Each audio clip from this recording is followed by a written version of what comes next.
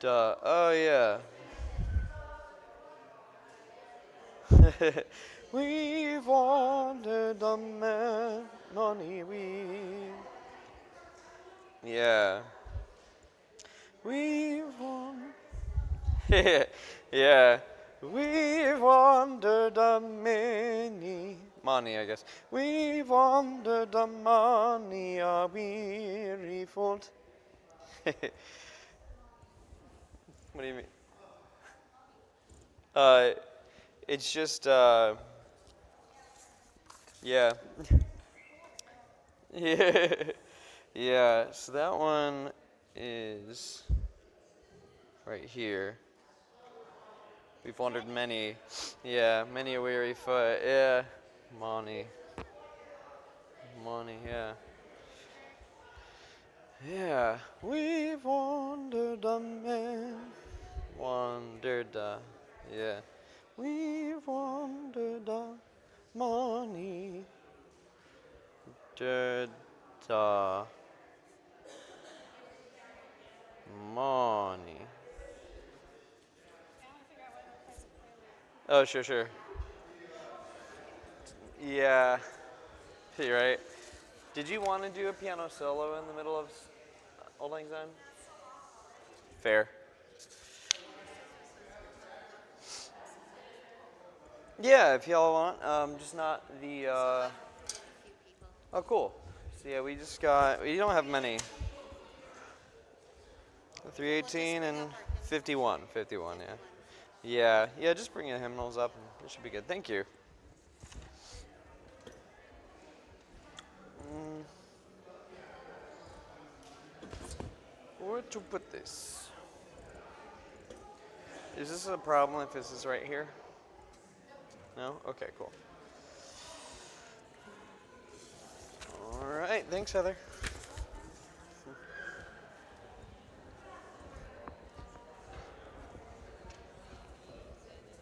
Okay.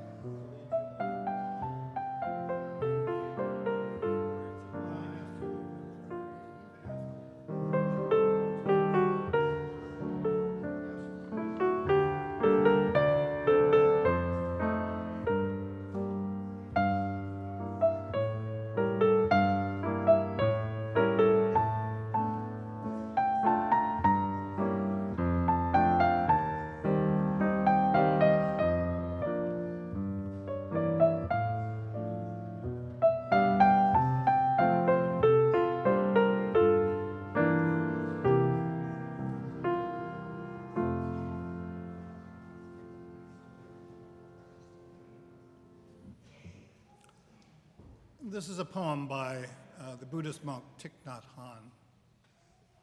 The good news, they do not print. The good news, we do print. We have a special edition every moment, and we need you to read it. The good news is that you're alive. The sycamore and the oak are still there after the fires and rain. The good news is that you have wonderful eyes to touch the blue sky.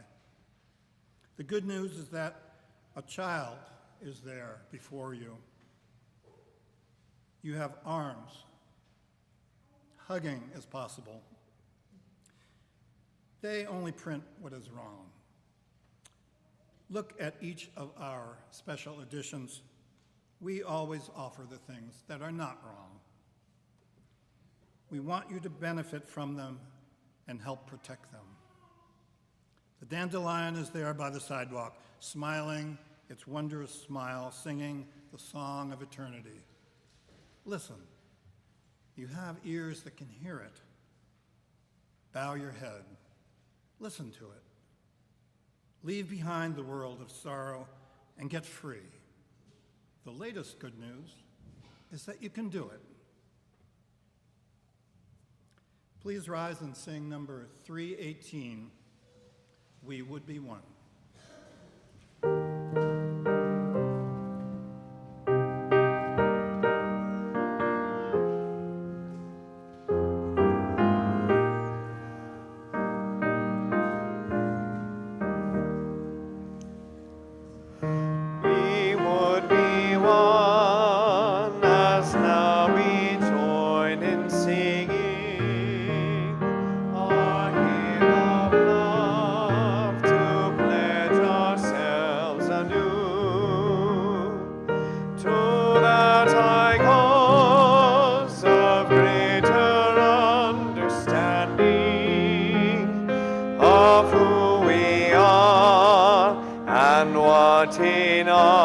Is true.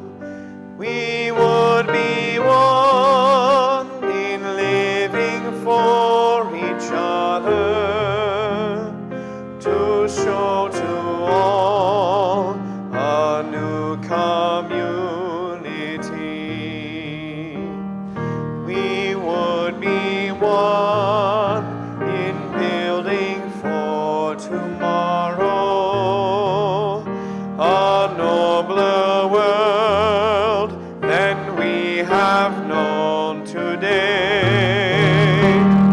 We would be one in searching for that meaning which binds our hearts and points us on our way. As one we pledge ourselves to greater service, with love and justice strive to make us free.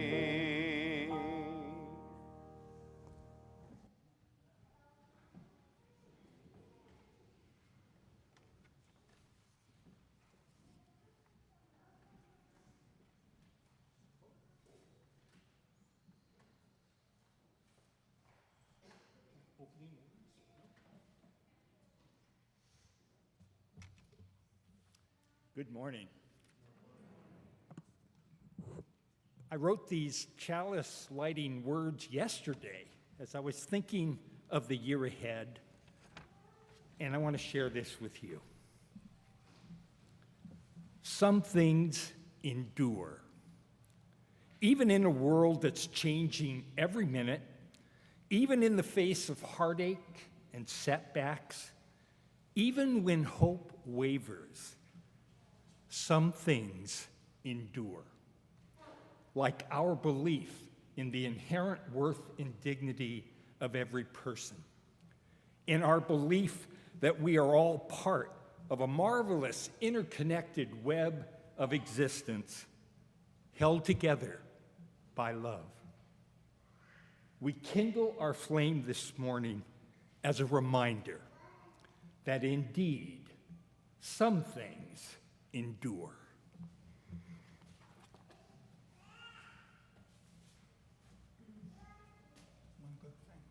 Oh, all right. Here's the fun part. So Peter assigned me the task of coming up with one good thing to highlight at our service this morning. And this is like the easiest thing in the world to do right now. That up there is a gathering at our house for Christmas dinner. And I gotta say, this time of year, the one good thing is that we all stop and gather together every year. What could be better than that? So I'm holding that up as our one good thing.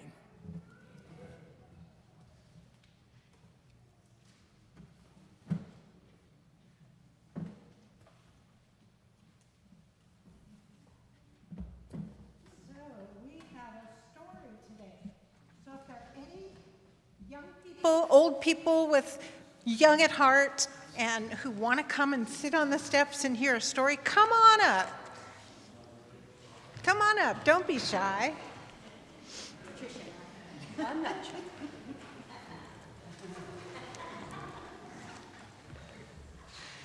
Today happens to be the middle of the holiday called Hanukkah. And Hanukkah is a Jewish tradition that celebrates a miracle of lights. And one of the ways we celebrate is with a menorah that's a candle holder like this one here.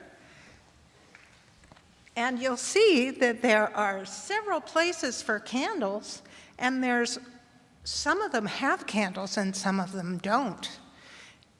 And there are who can count how many candles there are today?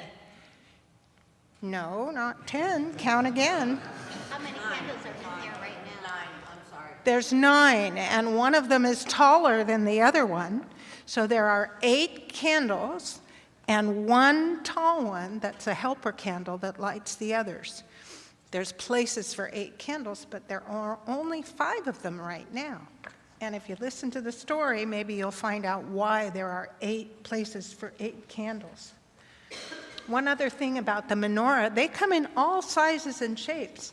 There's one on the cover of this story that looks like this, and there's one that looks like that, and there's even this little teeny one for birthday candles. They come in all sizes and shapes, but they all have holders for 8 candles and 1 tall one. So the Hanukkah story begins long ago in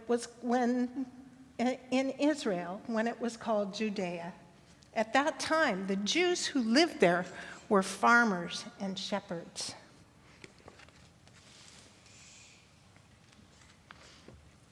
On holidays, they all went to the beautiful temple in Jerusalem. The temple was on top of a mountain and called the House of God. Its gates were covered with gold and silver, and inside was a ner tamid, a light that always burned. The king's men came to the town. Wait, skip the page. For a long time, the Jews lived in peace, even though they did not rule the land. Then a Greek, Antiochus IV, became king. He tore down the walls of Jerusalem, and thousands were killed. Anyone who lit the Sabbath candles and studied Jewish law or refused to bow to the Greek idols was put to death.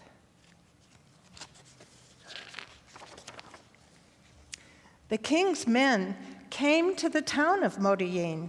They demanded that Mattathias, an old priest, worship one of their gods. Mattathias refused. He threw down the idol and called out, "Whoever is for the Lord our God, follow me."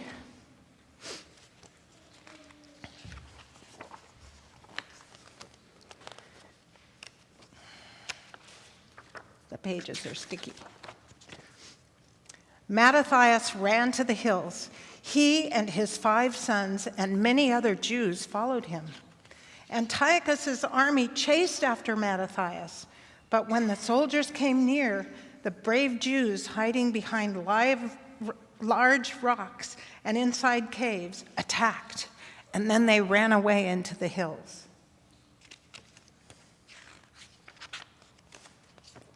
Mattathias and his followers were farmers and shepherds, but they fought like trained soldiers. When Mattathias died, his son Judah became their leader. Judah was called the Maccabee, which means hammer. The people who fought him were called the Maccabees. And here they are. The king's armies came with bows and arrows, swords, horses, and armored elephants. Can you picture an elephant with armor on it? But they weren't able to beat the Maccabees. In the final battle, there were more than 6 armed soldiers for each Maccabee, but still the mighty army of Antiochus was beaten. Judah then led the Maccabees to Jerusalem. The Maccabees cried when they saw the temple ruined and filled with garbage. They cleaned it, they built a new altar, new gates, new doors.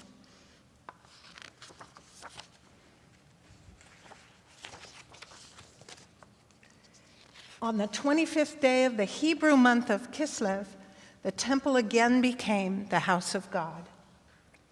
Judah declared that every year on that date, an 8-day holiday would begin. The holiday was called Hanukkah, which means dedication. It celebrates the day the temple was rededicated, and that was more than 2,000 years ago. Today, all over the world, Jews celebrate Hanukkah by lighting the candles. Oh, we forgot something. The whole reason it's 8 days, it's coming. All over the world, Jews celebrate Hanukkah by lighting candles, singing Hanukkah songs, and eating latkes, potato pancakes, and sufganiyot, jelly donuts. Latkes and sufganiyot are prepared in oil to remind Jews of the Hanukkah miracles that they only found when they were cleaning the temple a little bit of oil to relight the eternal flame. But surprisingly, it lasted 8 whole days, and that's why we celebrate Hanukkah for 8 days. In many homes, people exchange Hanukkah gifts. Children also play a game with a 4-sided spinning top called a dreidel. On each side of the dreidel is a different Hebrew letter, the first letters of the Hebrew sentence, Nes Gadol Haya Sham, which means a great miracle happened here. It happened in Jerusalem. Hanukkah celebrates one of the first fights for religious freedom. And so today is the 5th night of Hanukkah tonight, so we have 5 candles plus the shamas that will be used to light the other candles. And we got 2 more nights after that, 3 more nights after that. And that's our story for today. So thank you all for coming up. We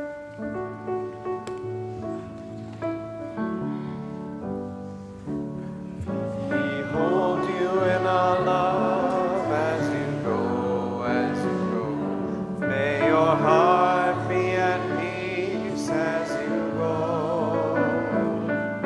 To nurture the spark of your precious smile.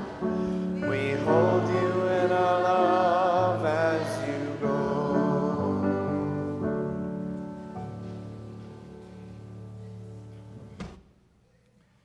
Good morning, everyone.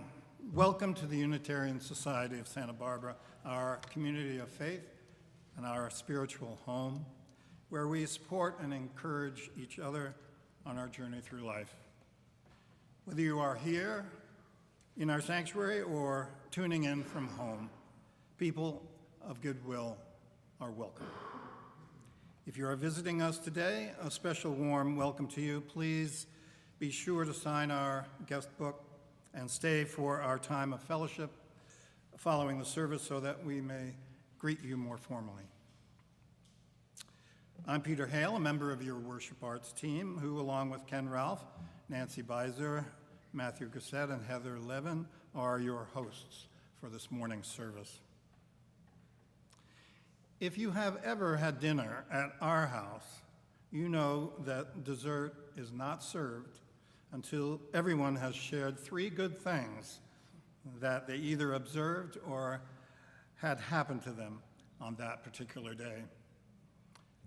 Occasionally, there is someone who can't come up with anything, but with some prompting, they can. Maybe the good things in life are more common than we think, and it's the bad things that stand out and therefore easier to remember. We're going to share the good news with you today.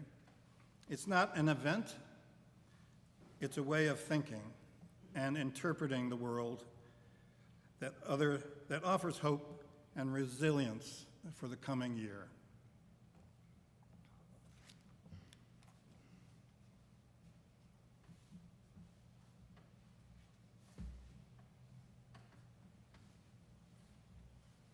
In every service, we set aside some time for reflection, prayer, meditation, but mainly silence. A moment of silence, which will follow this, ironically, a story about silence. There once was a rich merchant who lived in the ancient city of Baghdad, had a wonderful estate, a beautiful walled garden, and on his patio, he had a bird, a mynah bird, in a cage. These were the days when mynah birds can talk. And he conversed with the merchant pretty much on a daily basis about freedom. When was the merchant going to open the cage and let him be free? They talked about this endlessly every single day, and the merchant always said, "Krishna, my dear, you are safe in this cage. It is protecting you against a harsh world. You have everything that you want. All the food you want, all the little toys that you want." But Krishna said, "But I don't have my freedom." And the merchant said, "It is a dangerous world out there. You are much better off in your cage where I can take care of you." But Krishna looked at the other birds in the garden and saw them happy, fluttering around in the fountain, flying freely.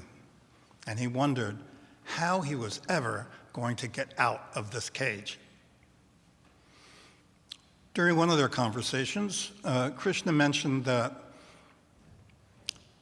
the next time the master's guru came, who came on a fairly regular basis once a week, he said, "Master, the next time the guru comes, ask him when you will be enlightened, because you have been talking and talking for years, and I don't see any change in you at all."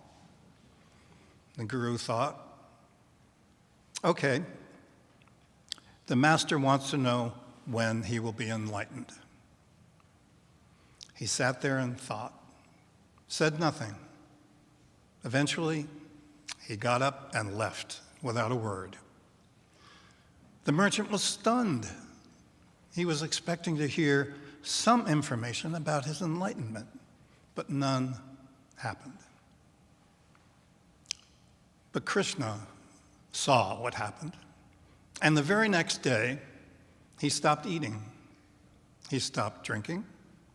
He stopped playing with his toys. And one morning, the merchant came out and found Krishna on his back at the bottom of the cage with his legs in the air. And he thought, "Oh no, my dear Krishna, my love, my pet." And he opened the cage door and reverently put Krishna down on an elegant cushion on the ground. Instantly, the bird rose up and flew off into the sky.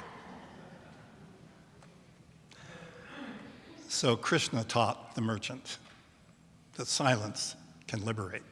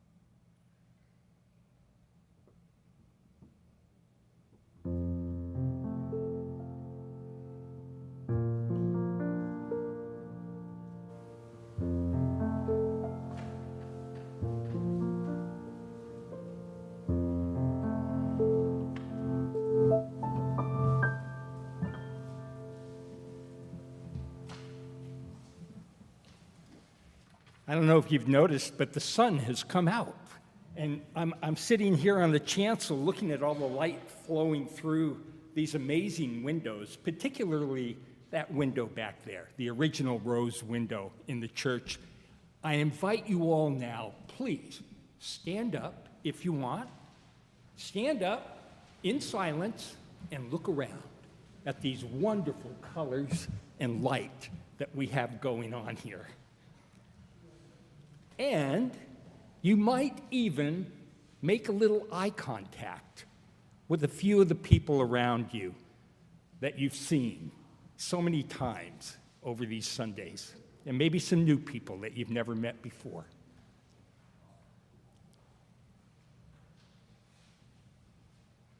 All right, thank you. A little break here. Thank you. Well, before I start my reflection, I want to thank Peter for inviting me to speak. I think this is the first time that we've ever done a service together, and I really have been looking forward to this. And I also want to say that Peter did a pretty darn good thing this morning already with the pancake breakfast. So Peter, come on. Peter. It's no small task, but he does it with so much love and energy, and it's so much fun to do it with him. I think this is the third time he's done it. It's the fourth. The fourth. Anyway, thank you, Peter. So, with that in mind, I decided to title my reflection, Bad Things. And let me start by pointing out the obvious. And I'm going to go way out on a limb here. Bad things are not good. All right? And I'm going to go even further out on a limb and state that no matter how I may try to avoid it, bad things will happen. From the irritating to the life-threatening. Bad things will happen. For example, yesterday morning, I got up around 6 a.m., like I usually do, and began making some breakfast, like I always have. A bowl of oats and seeds and nuts and fruit, topped off with almond milk, and a large pot of strong black coffee. All the ingredients were in the bowl, and the coffee maker was beginning to make those gurgling sounds. When I reached for the almond milk, gave it a good strong shake, and whammo! The almond milk went exploding out of the top of the container all over my shirt, and my pants, and the counter, and the walls, and even the ceiling, for crying out loud. A bad thing happened yesterday morning, and I had a choice of what I could do next, right? I could get angry, which I did. I could lay blame, which I did. Sorry, Anita. I could laugh at it, and I suppose later I will. But there was absolutely nothing I could do to get that milk back in the bottle. The only thing I could do was to choose how to react and what to do next. I've been thinking a lot lately about my grandniece, Chandler. That's the daughter of my older sister. Chandler is 32 years old, single mom. She has 2 small boys, both by different fathers who chose not to stick around. Her life has been full of struggle and riddled with poor choices. But just a little more than a year ago, she began to turn things around. Even though she had virtually no education, she was able to land a job with the city of Shoreline up in Washington, a suburb of Seattle. And this was with the help of a friend who happened to work there. Well, now she had great benefits working for the city and health care for her boys. In short order, she started taking classes at Shoreline Community College in order to qualify for even better positions at the city. Everything finally was looking up for Chandler, and we were all so proud of her. And then, whammo! She got diagnosed with breast cancer, advanced and life-threatening. Now, she could get angry, which she did. And she could lay blame, which she kind of did, mostly in the form of, why me? But at the end of the day, there was absolutely nothing that she could do to put the fact that she might die very soon, to put that back in the bottle. Now, before I go any further, I have to admit that I really don't know Chandler all that well. I mean, I got a ton of nieces and nephews out there. In fact, if I'm honest, from the little I did know, I was not particularly impressed with Chandler. Right? But man, was I wrong.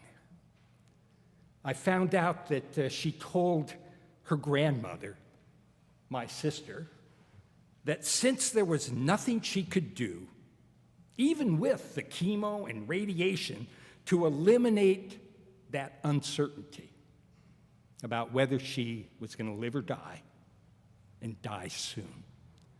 So she told Chris, her grandmother, that since there was nothing she could do, that she was going to live as much life as possible with her boys, just in case. And then she proceeded to do it. She started lining up all kinds of activities, excursions, all kinds of fun stuff for the boys, and she would do it with them if she could, but she could draw upon a lot of support when she couldn't. Like from her mom, Debbie, my niece, and her grandmother, Chris, my sister. They were at the ready to help. And then more folks started pitching in. Right? Melissa, my cousin from Wenatchee, Washington, she put out a call for a meal train.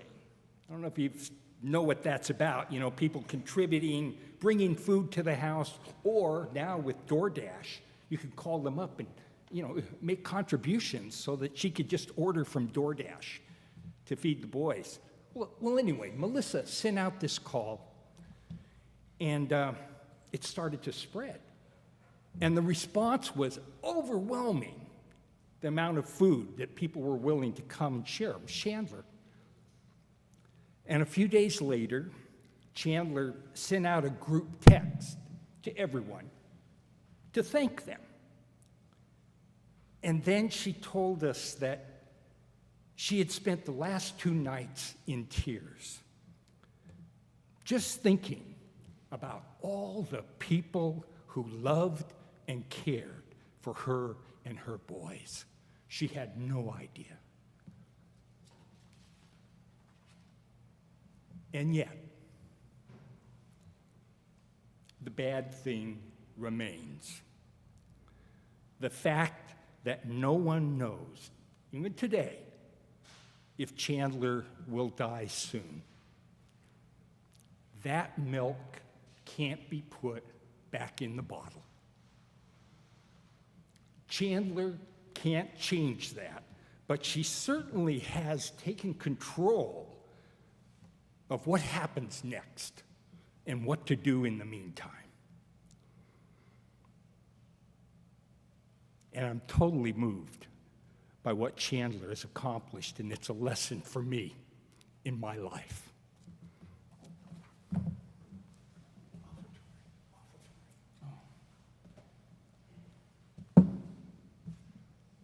Damn, I hate it when I have to do the offertory after these.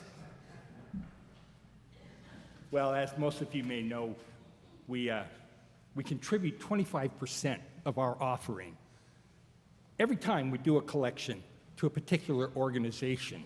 And this month we have chosen BLUU, that is Black Lives Unitarian Universalists. And BLUU is a nonprofit organizing collective formed back in 2015 to provide support, information, and resources for Black members of our UU movement. And they also are committed to expand the role and visibility of Black UUs within our faith. So please contribute generously. Thank you. And join me in our affirmation of gratitude and giving. Let us be grateful when we are able to give, for many do not have that privilege. And let us be grateful for those who share their gifts with us, for we are enriched by their giving. And let us be grateful even for our needs, so that we may learn from the generosity of others. For our offertory today, we're going to be doing Auld Lang Syne. Many of you, I'm sure, are familiar with that. But we're going to be doing it with, I'm going to be doing it with the Robbie Burns text in the Old Scottish. So I'm just going to read you the modern English translation of that before doing it. Should old acquaintance be forgot, never brought to mind? Should old acquaintance be forgot in days of Auld Lang Syne? For Auld Lang Syne, my dear, for Auld Lang Syne, we'll take a cup of kindness yet for Auld Lang Syne. We too have run about the hills and pulled the daisies fine, since we've wandered many a weary foot since Auld Lang Syne. We too have paddled in the brook from morning sun till dinner time, but seas between us broad have roared since Auld Lang Syne. And there's a hand, my trusty friend, and give us a hand of thine, and we'll take a right goodwill draft for Auld Lang Syne. And surely you'll buy your pint cup, and surely I'll buy mine, and we'll take a cup of kindness yet for Auld Lang Syne.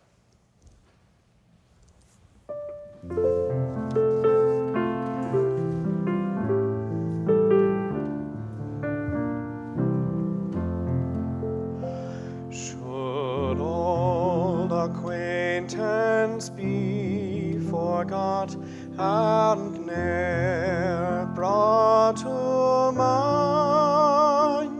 Should old acquaintance be forgot and days of Auld Lang Syne? For Auld Lang Syne, my dear, for Auld Lang Syne, we'll talk a cup of kindness yet for Auld Lang Syne. We twain run about the braes and pulled the gowans fine. We've wandered among a weary foot, seen Auld Lang Syne. We twain paddled to burn frae morning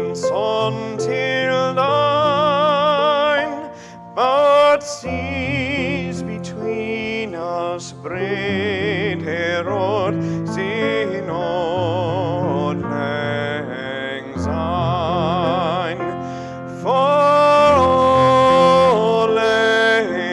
sein, my dear, forläng sein. We'll talk a cup of kindness yet, forläng sein. And there's a hand my trusty fear, and gaze a hand o'er thine. We'll talk a red get well what for odläng sein. And surely you'll be punched out, and surely I'll be mine. We'll take a cup of kindness yet for odläng sein, for odläng sein, my dear, for odläng sein. We'll take a cup of kindness yet for odläng sein.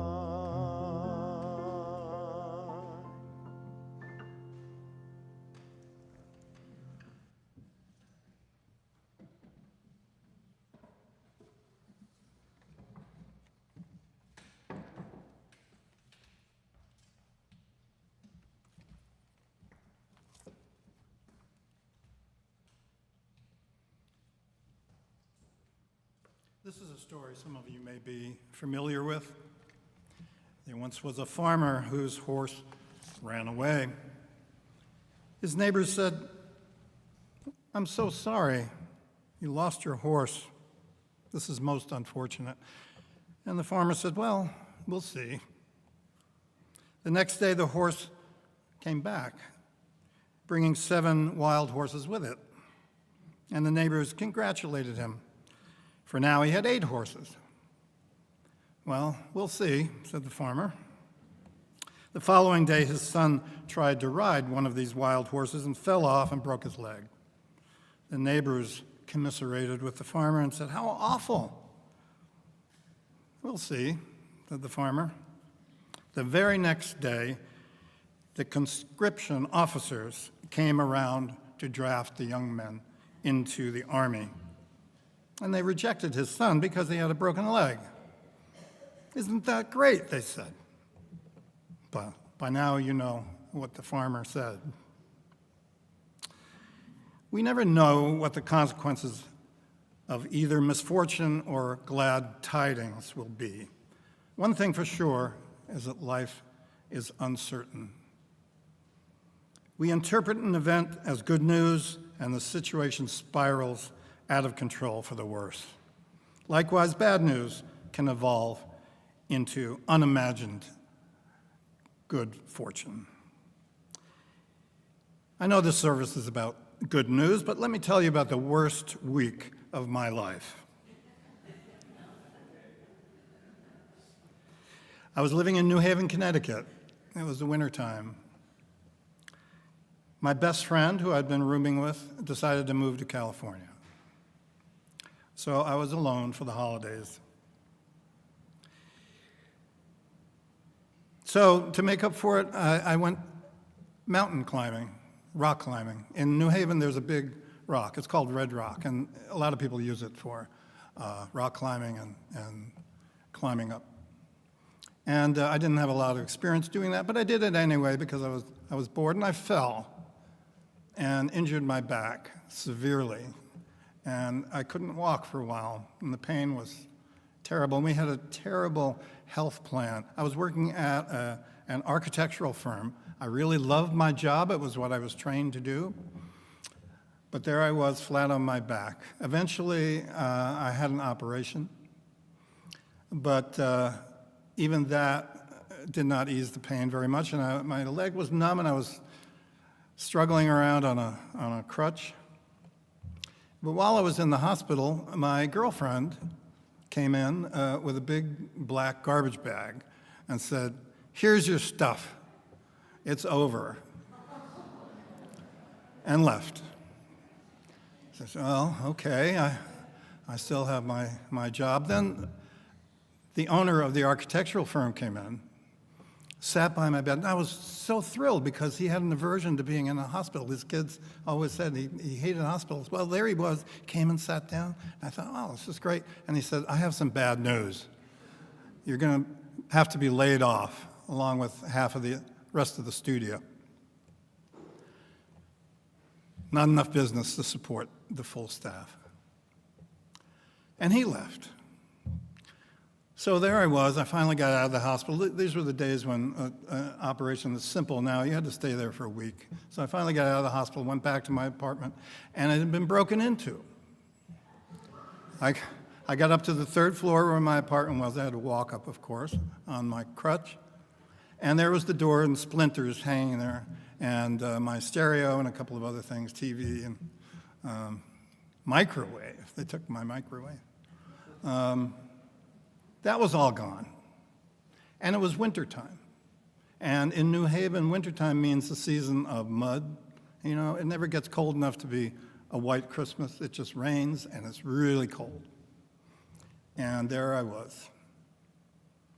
Then I got a postcard from my friend, who was now living in Laguna Beach. He said, "What are you doing there?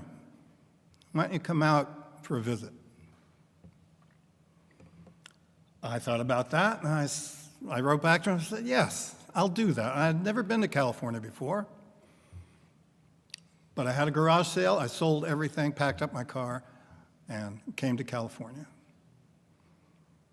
And that is where my life truly began, because everything I cherished in life, my friends and family, and everything I have that I consider blessed, started from that. We cannot foresee the future. We cannot know what is truly good or bad for us in the moment. It has to play out over time. I vet things that I say here with my friends to get their opinion, and one said, "Well, you know, you were young. You were in your 20s. You know, when you're in your 20s, you have a lot of energy. You have a lot of flexibility. You can overcome things like that."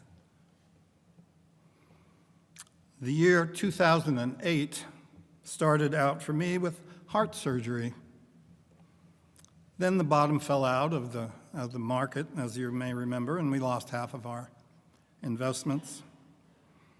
And then in November of that year came the Tea Fire, and our house burned down to the ground, gone, with everything in it.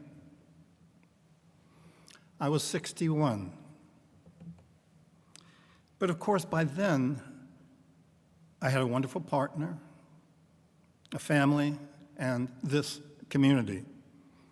Enough support to keep going and wait to see what the next day would bring. And that is the basis of this service, that we have a choice in how we view the world and the things that happen to us. As a conspiracy against us, or a conspiracy for us. Author Viktor Frankl, who wrote his very famous book, Man's Search for Meaning, which few people have read, but a lot of people quote from it. He survived the concentration camps of World War II.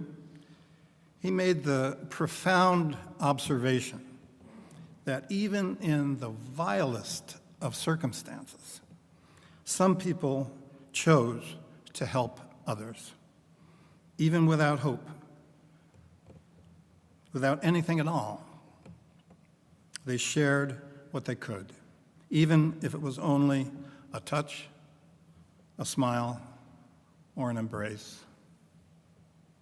And he wrote that this was a power, something that could never be taken away, the power to choose how to live,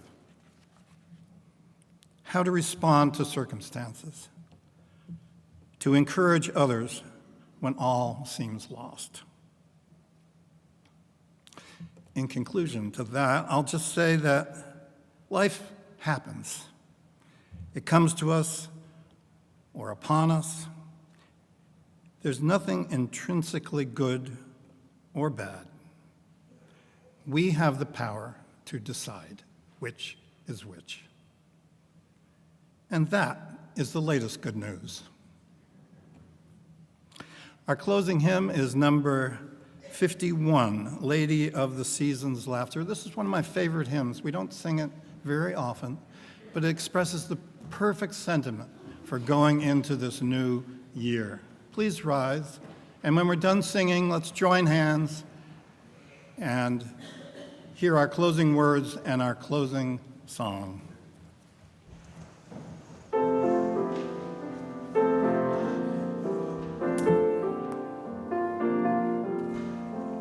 Lady of the season's laughter, in the summer's warmth beneath, when the winter follows after, teach our spirits not to fear.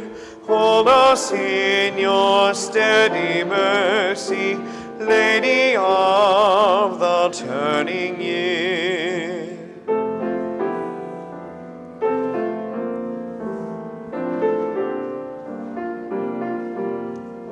Sister of the evening starlight, in the falling shadows stay, here among us till the far light of tomorrow's dawning ray. Hold us in your steady mercy, Lady of the turning day.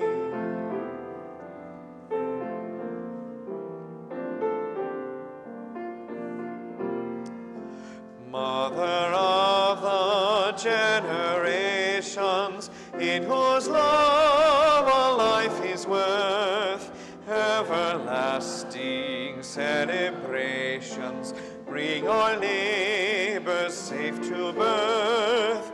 Hold us in your steady mercy, Lady of the turning earth.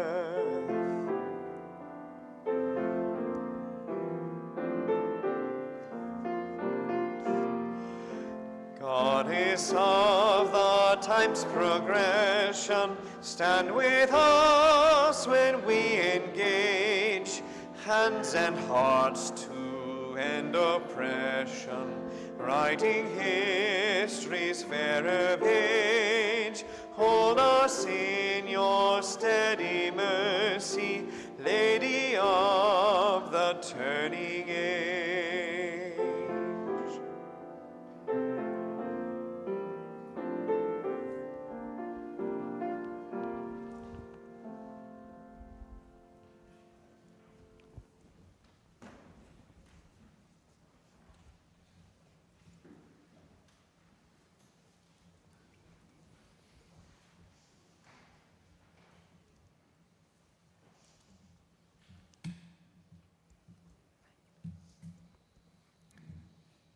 We'd like to close this service this morning with a call to you. The meat of life, it isn't really the good things and the bad things, it's what we do in between. It's how we live our lives in spite of bad things and even in spite of good things. How do we live our lives next? So I challenge you to live fully each day. That's our challenge. Thank you. Let us call out a blessing. Call out a blessing, call out a blessing, call out a blessing, call out a blessing. Call out a blessing, call out a blessing, call out, call,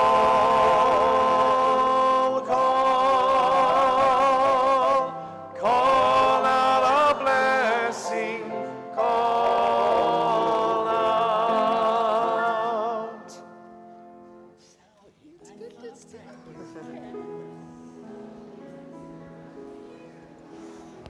Here you are, Ken.